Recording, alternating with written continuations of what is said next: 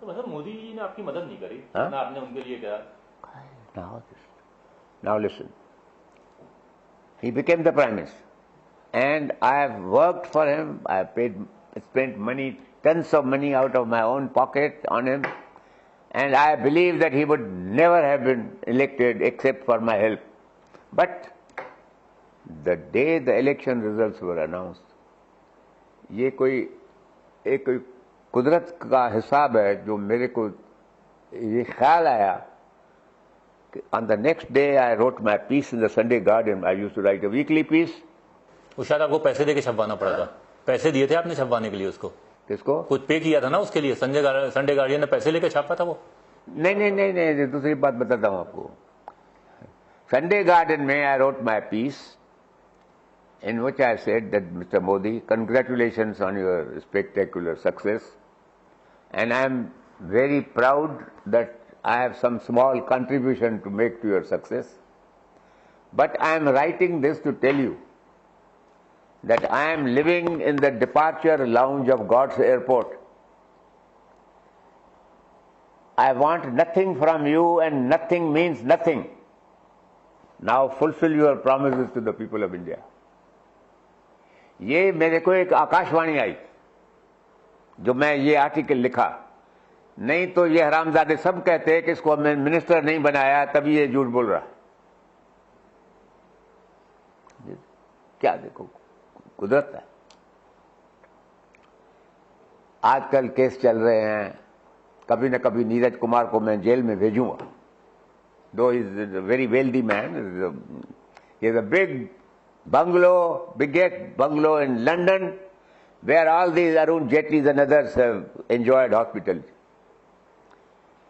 Ostensible reason जो मेरे के expulsion का दिया है कि he tried to interfere with the appointment of CBI officer. मेरा रसीदार लगता है या अशोक अग्रवाल को मैं CBI officer बनाता था। I said that this man is a rascal, he should not be. All this is going on, and today I am amazed that after the day on which the election results were announced, Modi has not even taken up the phone once and thanked me that Ram, thanks. He is an ungrateful rascal, and I hope you will have to repeat these words on my interview. Don't delete them. And he will soon see the results of the evidence which is coming up. The first piece of evidence I want to tell you now. He promised during the election campaign के अंदर उन्होंने public को कहा बार बार हर lecture में कि ये जो $1,500 million means 90 lakh crore रुपए फॉरेन बैंक्स में है, मैं ये वापस लाऊंगा और हर एक गरीब के घर में 15 lakh पहुंचाऊंगा। This is his election. Every lecture that he delivered. Well, after 2 years, not $1 has come, not 1 rupee has come.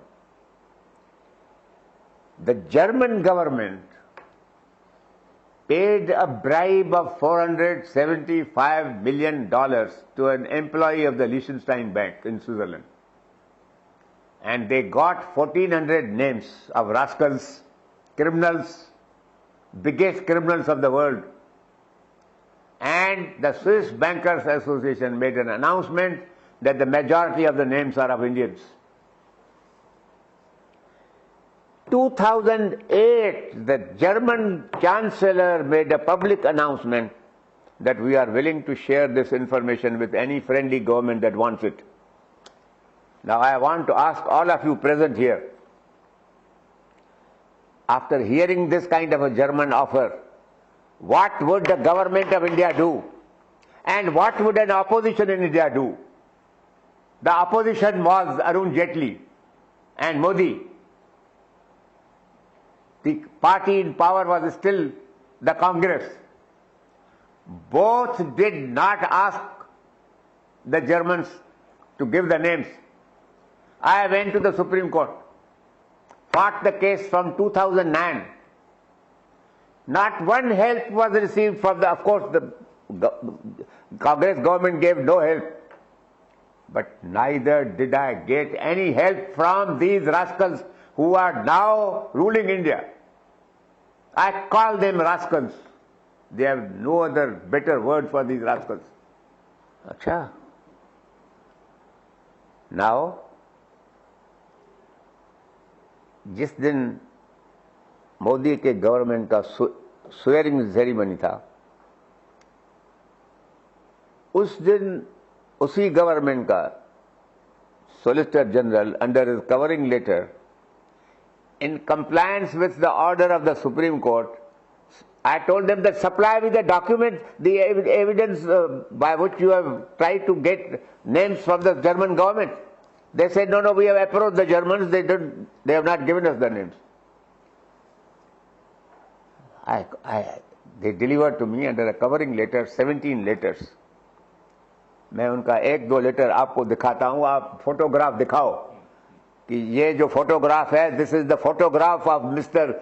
Jaitley and the photograph of this Prime Minister of India called Narendra Modi. In each letter, they scored out the name of the author of the letter and the addressee of the letter. बाकी letter दिखाएगा. मगर एक जगह नाम तो निकाला, मगर एक ईमेल एड्रेस का तो भूल गए. मैं वो ईमेल एड्रेस निकाला. That email address turned out to be the email address of a madam called Anita Kapoor, who is the well-known friend of Mr. Chidambaram. She was the CBDT key. And this is not an address between the government of India and the government of Germany, but an address of an Indian department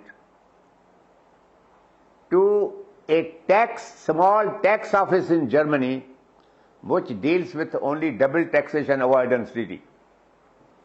Now I want people to understand what this double taxation avoidance treaty is. Double taxation avoidance treaty compels an honest businessman, an honest taxpayer, to pay tax in two different countries on the same income. I am an Indian, I earn money in Germany. The Indian government is entitled to tax me on the whole income. The Germans are entitled to tax him on the ground that he is making money in Germany. So to avoid this double taxation, give some relief to honest taxpayers. This office has nothing to do with the corrupt officers. Anyway, Chidambaram's son is now being dealt with, but Chidambaram is still out. One of these days, if I am alive, I will see that both Chidambaram and Arun Jaitley go to jail for this great fraud on the people of India. Doesn't Arun Jaitley know of this correspondence? He inherited this whole department. And the other side, Chidambaram's man came and gave it to me on the day when the new government was coming, because they thought that Arun Jaitley may be loyal to Mr. Jethmalani and he may give it to him. But they didn't know that he is himself a rascal. What is this Modi? What is this? And the party president ने कह दिया कि all talk about black money was an election jumla, a joke, a gimmick. I went to Bihar. And you shouldn't be surprised that I have been elected from Bihar now. I went to Bihar. Nitish Bhai called me to go and campaign for it. So I told him, I said, Mr. Nitish, dekho, I am now too old to come and campaign for you. I am running the 93rd year of my life. I don't have the energy to do it, though I have more energy than all of them put together. So, doesn't matter. But I said, don't worry about it. You organize 2 meetings for me and see what I do. And I won't address each meeting for more than 15 minutes. He did it. So I want people of India to know what I said in these meetings. I told the people, I said, Mr. Nitish Bhai has called me here to campaign for him, but I've said no. But my campaign consists of telling you that if I was a voter in Bihar, I'll vote for Nitish and his party and his allies and bring him to success. And I wish him success, and I hope you will accept my advice, vote for this government. This required only 2 minutes. I said, but I have come here for some other purpose. And please, is there in this audience anybody who can guess what I have come for? Nobody could get up. I said, now I'll tell you the reason. That I am a highly educated person. I practiced law for 75 years. I know the crooks of the world. I know the good people of the world. With all my experience and education, Modi has made a fool of me.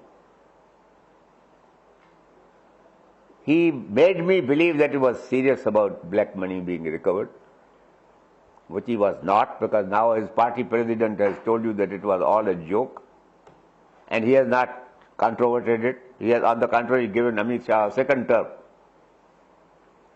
So I said, they are cheats. They are conspirators in cheating you. And so much of a conspirator is also Arun Jaitley. Why did he keep quiet all these times? And I said, now I must tell you that this statement of the party president is a confession that we cheated you and got your votes. And I have therefore to make a confession that I have helped Modi to cheat you.